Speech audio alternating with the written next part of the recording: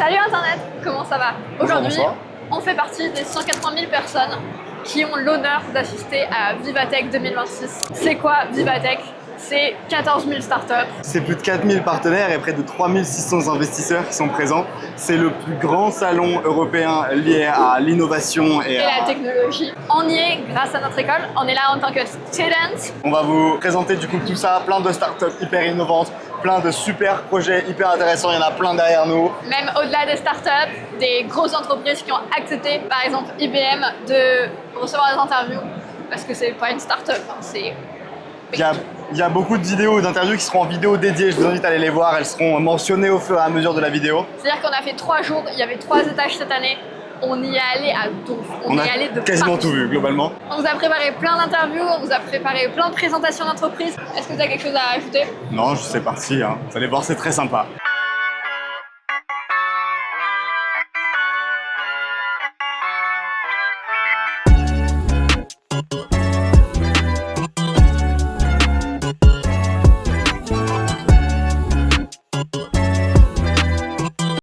Ok, donc la première startup qu'on est allé voir, c'était une startup de robotique. Bonjour. Bonjour. Quel robot êtes-vous? Parce que vous m'avez dit que les 3 robots, c'était les 3 fondateurs. Alors, on a 3 robots, on est 3 fondateurs, et moi je suis celui-ci. Vous êtes celui-ci. Magnifique. Mais les t-shirts sont incroyables. Et d'ailleurs, Georges, c'est mon préféré. C'est normal, tu as bon goût. Voilà, merci. Donc, à part avoir des super robots, qu'est-ce que vous faites vous, dans cette entreprise? Alors nous en fait on développe une plateforme pour la robotique, pour programmer, déployer et monitorer tout type de robots.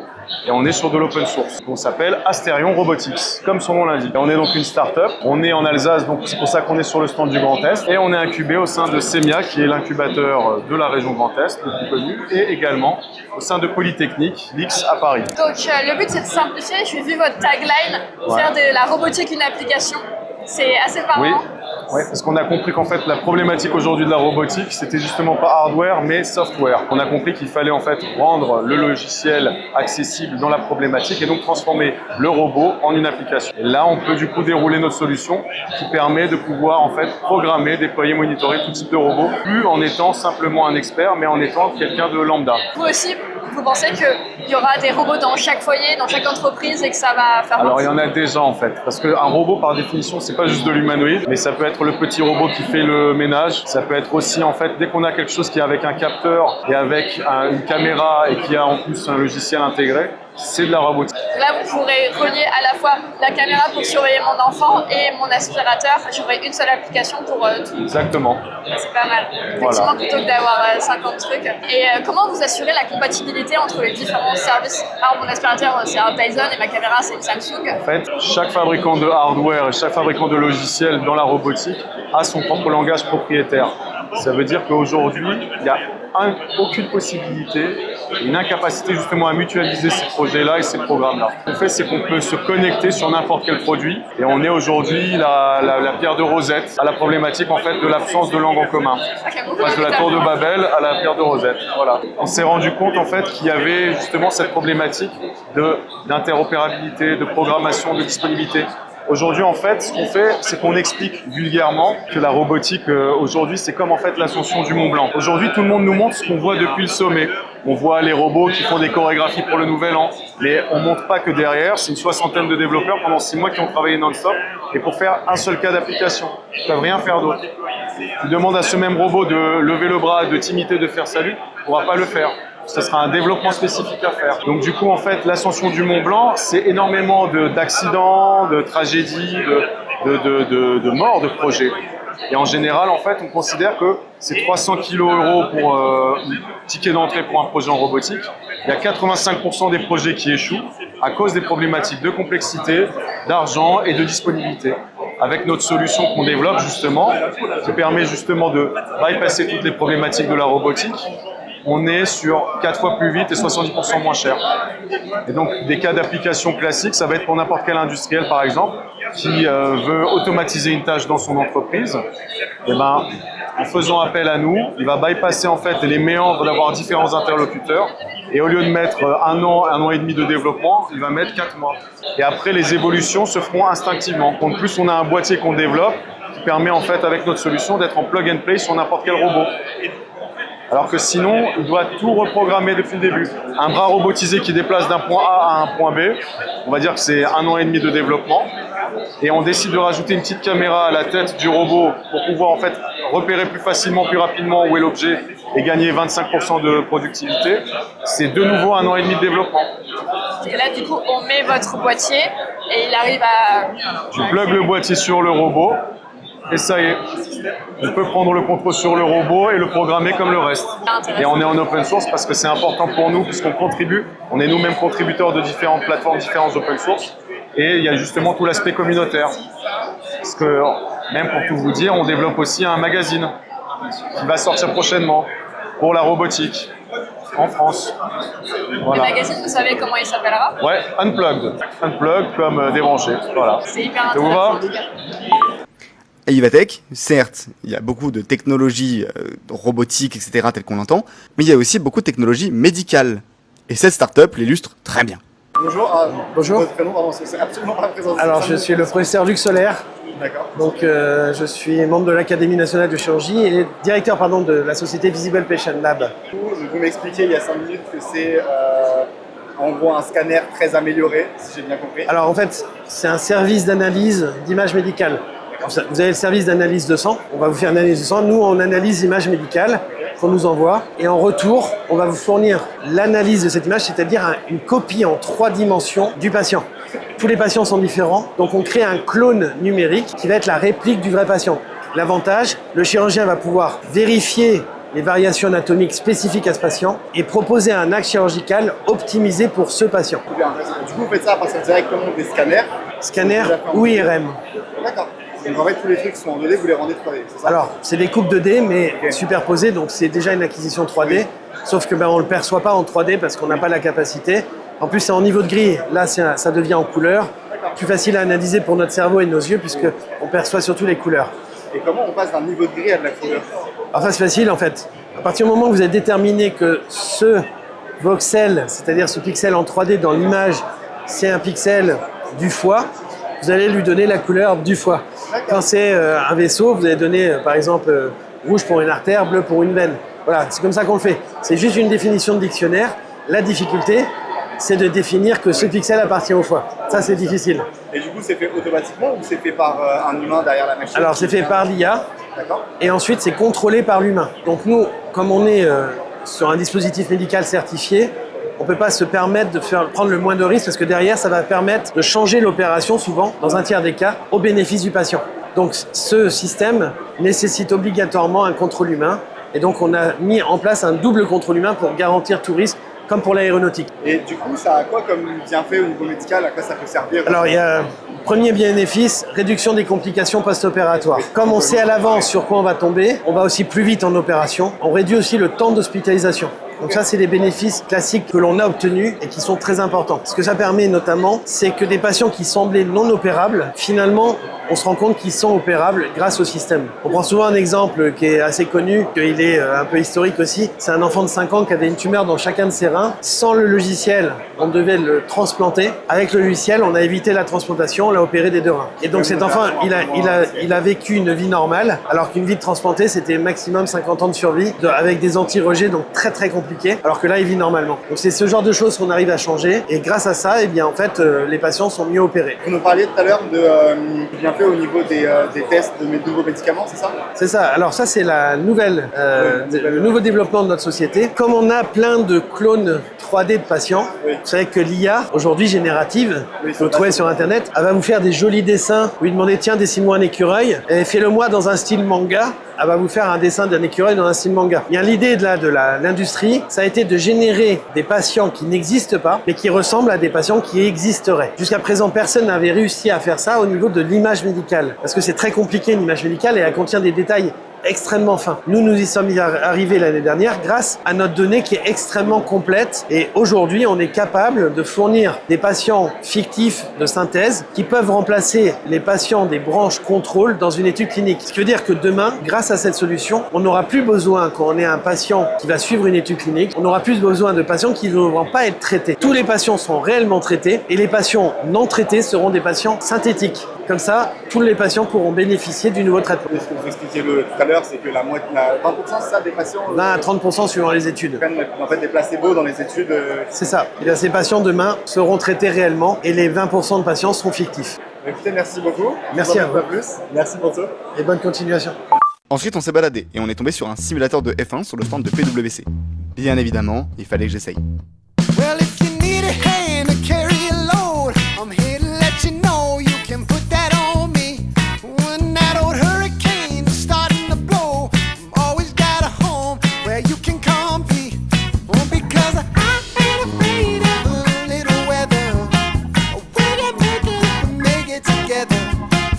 When I tell you that I got you, and I'm here rain, sleet, snow, or whatever. So who got you?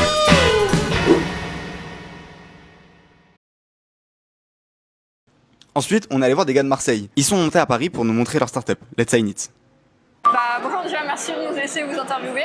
Donc vous pouvez vous présenter en quelques mots. Donc moi c'est Lara, je travaille chez Let's Sign It depuis 5 ans, je suis commerciale chez Let's Sign It. Et Let's Sign It c'est une plateforme de gestion de la marque, donc on va permettre aux directions marketing et communication de reprendre le sujet sur tout ce qui va être justement gestion de la marque. Ça se met sur plusieurs canaux, donc nous on a commencé par le canal de l'email. Donc aujourd'hui on est capable de déployer des signatures de mail qui vont être harmonisées pour chaque collaborateur avec le bon logo et le bon message au bon moment. Là on a la bannière Vivatech qu'on peut programmer dans le temps et paramétrer en fonction des différents personnages. C'est même pas du newsletter, là, on est vraiment juste dans la signature. Oui, okay. On est dans la signature de mail parce qu'aujourd'hui le mail c'est le canal de communication qui est le plus utilisé dans le monde professionnel et c'est un canal sur lequel on est sûr d'avoir un taux d'ouverture qui est proche des 100% et on est sûr que notre interlocuteur va lire le message. On passe quasiment un tiers de la journée dans nos mails, donc on s'est dit c'est là qu'il faut aller toucher les gens, donc on utilise le moyen des signatures. Ensuite on a un deuxième canal de communication qui est les présentations PowerPoint. D'accord. Et donc là on permet aussi pareil aux directions communication de déployer à l'ensemble de leurs employés des assets de la marque directement dans PowerPoint. Donc ils vont retrouver leurs slides à disposition, les logos, les icônes, le template déjà dispo, quelques clics dans PowerPoint. Parce que dans ce cas-là, par exemple, il y a un template. Ouais. Est-ce que le template a été créé pour la marque ou c'est un template et après les couleurs de la marque vont être implantées dessus? Non, c'est le template de ta marque. C'est toi qui le crée en amont. Génial. Tu l'importes dans Let's Sign It et ensuite Let's Sign It va te faire des recommandations. Attention, sur le slide 12, là ça respecte pas ta charte graphique, donc modifie tout comme ça, etc. Et donc ça permet d'être sûr de maîtriser vraiment ce qui est communiqué à l'extérieur et à l'interne aussi, et d'être sûr que les employés utilisent bien tout ce qu'on a mis en place pour la marque et ce sur quoi on a investi finalement en termes d'image. Vous avez commencé avec les signatures de mail. Ouais. Après, vous êtes passé aux presentations. Et là, je vois un troisième. Ouais, ça c'est la business card. Donc ça en fait c'est simple, si par exemple j'ai mon téléphone ici, je vais dans mon wallet téléphone et là j'ai ma carte de visite professionnelle, donc si tu scannes mon QR code, j'ai mes coordonnées qui vont s'enregistrer dans ton téléphone. Attends, je vais... Ouais, là, c'est ce que je me suis dit, juste pour voir ça.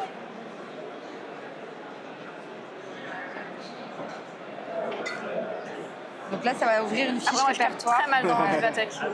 Voilà. Ah, c'est génial. Voilà. Et ça, c'est marrant, on l'a lancé hier.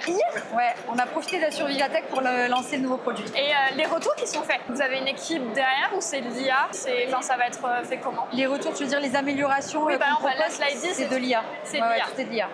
Sur les campagnes, on a de l'IA qui va détecter si par exemple tu as un call to action, tu as oublié de paramétrer une URL derrière, qui va détecter s'il y a une date dans la campagne mais que tu n'as pas paramétré ta campagne dans le temps. Et là, l'IA va détecter tous les manquements à la charte graphique et apporter des améliorations. Mais après, pour tout ce qui est design de présentation, design de campagne, ça, c'est pas dans nos mains à nous, c'est vraiment l'entreprise qui est maîtresse de ces designs. Nous, on lui fournit juste une plateforme pour qu'elle puisse les déployer après. Du coup, ça, avec votre plateforme qui fait que quand j'écris un mail, ça se met automatiquement ma signature. Ouais, c'est connecté à Microsoft. D'accord. Donc ça se déploie en fait simultanément sur tous les appareils Microsoft. C'est bien, ça évite les envoyer depuis mon iPhone. Demain, le but c'est d'aller quoi? Parce que vous avez sorti ça hier. Ouais. D'ailleurs, c'est très récent. Donc je sais pas si vous avez le futur. Mais après, ce serait quoi la prochaine étape? Oui, le but c'est d'aller plus loin. En fait, le but c'est vraiment de maîtriser tous les outils digitaux. Donc dès qu'il y a une communication qui sort, qu'elle soit maîtrisée, et c'est-à-dire sur Word, Excel, PowerPoint, enfin tout ce qu'on peut imaginer en termes d'outils. Quelle est à peu près la cible de votre entreprise? Alors nous, on travaille vraiment sur tous les secteurs d'activité et sur toutes les typologies de clients. Donc on commence à accompagner des projets à partir de 50 clients, 50 utilisateurs, et on va pouvoir monter jusqu'à plusieurs dizaines de milliers d'utilisateurs. On a quelques références qui sont mentionnées ici. Bon, on a oublié de se dire au revoir avec Lara, mais on la remercie encore beaucoup pour son temps. C'était hyper intéressant. Nous, à l'ESD, on a plein de cours sur le branding, donc c'était hyper intéressant de voir les applications que ça pouvait avoir, ce genre de logiciel. Merci encore à Let's Sign It pour les petits goodies et la boisson, mais surtout pour leur temps, ils ont été hyper adorables et on les remercie grandement pour ça. Ensuite, on est allé voir une autre startup française, Be-Ink, qui nous propose un espèce de tableau blanc dopé à l'IA. Qu'est-ce que Be-Ink? Est-ce que tu peux nous présenter rapidement Bonjour. Alors Be-Ink, c'est une plateforme collaborative où on veut faire travailler en même temps des ingénieurs, des designers, des personnes du marketing dans les grandes entreprises. Et l'objectif, c'est de permettre à tout le monde de s'exprimer sur un grand tableau blanc. Donc ici, on voit un exemple d'un tableau Be-Ink où on voit qu'on part d'un croquis et 20 secondes après, grâce à l'intelligence artificielle, on obtient un rendu réaliste sur lequel on peut venir itérer, modifier, donner des dimensions. Et l'objectif, c'est d'aller jusqu'au modèle 3D ici pour pouvoir l'imprimer en 3D et prototyper en fait plus rapidement. Donc notre objectif, c'est vraiment d'augmenter les designers, les ingénieurs, les mettre tous ensemble sur une même table et que chacun puisse corriger un design et un produit en fonction de ses besoins et de ses contraintes. Donc j'ai vu que tu étais product manager. Ça te pose pas de problème de mettre de l'IA justement pour créer les produits à partir des idées? Alors en tant que product manager chez Be-Ink, moi mon rôle devant les clients, j'ai un rôle double en tech et en produit, et devant les clients, mon rôle c'est de montrer justement à quel point l'IA peut être utile dans un processus de travail. On a des utilisateurs qui sont designers et qui incorporent l'IA au quotidien. Aujourd'hui, le monde évolue vite et l'IA permet d'explorer beaucoup plus de pistes et on ne remplace pas le travail du designer parce qu'un designer aura des résultats bien différents de quelqu'un en marketing qui aura d'autres idées et d'autres ambitions avec le produit. Donc l'idée, c'est vraiment d'aller plus vite sur l'exploration. Et après, justement, ça n'empêche pas qu'après cette étape-là, il faille un artiste et un designer qui soient capables de refaire le flacon exactement prêt pour la production. Non, on augmente les designers plutôt que de les limiter dans leur flux de travail. Est-ce que vous êtes une solution pour les entreprises, par exemple pour les directions artistiques, pour tout le monde? On travaille avec beaucoup de corps de métiers différents. C'est pour ça que je parle beaucoup de designers, d'ingénieurs, marketing, parce qu'on travaille avec toutes ces teams en fait, dans plein d'entreprises de typologies différentes, des entreprises d'ingénierie, des entreprises dans le luxe. Et toutes ces personnes travaillent ensemble et ont toutes des relations avec d'autres corps de métier. Et on se rend compte que Be-Ink s'adapte parfaitement à toutes les situations en fait, au quotidien. Quelle est l'IA qui tourne dans... Chez Be-Ink, on a nos modèles, on utilise les meilleurs modèles du marché aujourd'hui qu'on retravaille pour qu'ils comprennent. La plupart des modèles aujourd'hui sont texte ou image et nous on retravaille au maximum pour que le visuel compte d'abord et que donc votre dessin compte plus que le prompt. Le prompt ici il est très court, c'est rendu réaliste. D'accord. Et donc on voit le prompt entre les deux et l'idée c'est d'aller C'est vraiment... du image to image. C'est ça, retravailler pour vraiment essayer de suivre au maximum les croquis d'utilisateurs qui peuvent être des dessins papier, des dessins sur la plateforme, des modèles 3D qu'on va venir modifier et toutes sortes de choses. C'est assez impressionnant justement le fait qu'il ait gardé les mêmes trucs. Enfin, c'est rare que ça garde autant. C'est le point chez Be-Ink, c'est ce qu'on essaye de mettre en avant et c'est ce qui fait que la solution plaît aujourd'hui. Aujourd'hui, il y a beaucoup de concurrents d'IA sur le marché. Comment vous vous positionnez face à eux? On se positionne complètement différemment parce que nous, on met l'humain au centre dans Be-Ink. On veut vraiment valoriser la valeur humaine d'un process d'itération et surtout, on vise des publics très différents, des intelligences artificielles aujourd'hui présentes en B2C notamment, puisqu'on est en B2B. Et qu'on travaille sur un marché qui n'a finalement rien à voir avec le marché qu'on peut connaître. On n'est pas du tout sur le même créneau et on se concentre vraiment sur le process de pré-production comme on voit ici, du concept jusqu'au prototype. Et on n'est pas forcément sur des visuels marketing en premier plan, on est vraiment sur de l'itération technique. Voilà. Je crois qu'on est bon. Merci beaucoup. Donc voilà, j'espère que cette vidéo vous aura plu. C'est le cas, n'hésitez pas à vous abonner à nos deux chaînes, elles sont juste ici. Merci d'avoir regardé cette vidéo. N'hésitez pas à aller voir du coup les vidéos annexes, comme je vous ai dit, hein. Il y a le documentaire sur IBM qui est juste là. Merci à l'ESD. Merci beaucoup à l'ESD, merci à Vivatech. Vivatech. Offert les billets parce que c'est des centaines et des centaines d'euros de billets. Nous, on a pu venir gratuitement. Donc merci à notre école, merci beaucoup et merci à vous d'avoir regardé cette vidéo. Salut Internet. In case I don't see you, good afternoon, good evening and good night. Good afternoon, good evening, and good night.